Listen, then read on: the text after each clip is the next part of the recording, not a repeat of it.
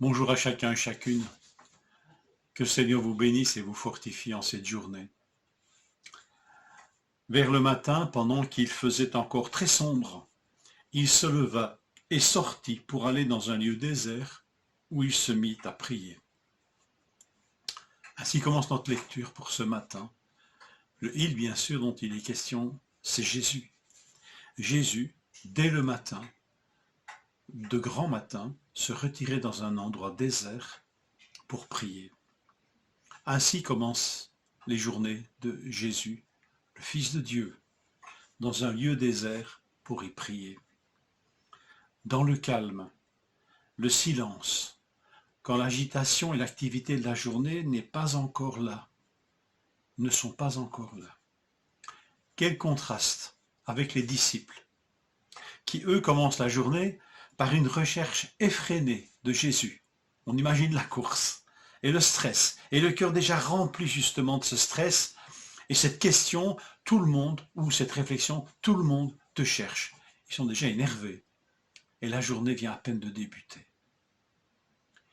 Je crois que l'actualité que nous allons vivre va peut-être nous amener à commencer nos journées avec des pensées très négatives, avec des pensées stressantes, avec des pensées de tout ordre. Apprenons à commencer nos journées comme Jésus les commençait. L'endroit calme où l'on rencontre notre Père. Cet endroit calme, finalement, et cette rencontre avec le Père orientait, nourrissait l'activité de Jésus. Sa rencontre avec le lépreux qui va suivre n'est pas inopinée. Il y était en quelque sorte préparé. Et c'est rempli de compassion qu'il va guérir cet homme, ce lépreux. C'était le temps de Dieu, peut-être temps discerné par ses rencontres avec le Père. Prier, ce n'est pas rester inactif, mais c'est préparer sa journée de la meilleure des manières, dans cet endroit calme à l'écart que la Bible ici nous appelle, nous décrit comme étant le désert.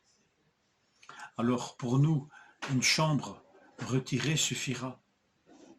Celle dont parle Jésus dans l'évangile de Matthieu, quand tu pries, entre dans ta chambre et ferme la porte, et ton Père qui est là te le rendra. C'est l'endroit aussi retiré, l'endroit au calme, où l'on peut rencontrer le Père. Trouvons là cette chambre, si ce n'est pas encore fait.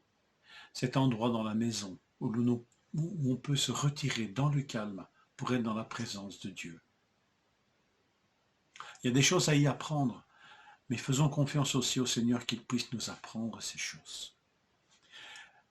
Une des premières tâches qui semble importante aux yeux de Jésus est d'entretenir ses disciples sur la prière, de leur montrer, avant même de leur parler, mais de leur montrer ce qu'est la prière. Temps de rencontre avec le Père. Notre lecture se termine par le verset 45. Il se tenait dehors, dans les lieux déserts, et l'on venait à lui de toutes parts. Le passage parallèle de Luc, qui décrivent exactement les mêmes événements, la guérison de ce lépreux, mais Luc, lui, va ajouter au verset 16, Luc 5, verset 16, mais lui, Jésus, se retirait dans les lieux déserts pour prier. Alors, les lieux déserts sont les endroits propices pour y rencontrer le Père, dans le calme. Ni l'ampleur de la tâche, ni les pressions, ni le succès ne détournent Jésus de cette recherche du lieu désert pour y prier son Père.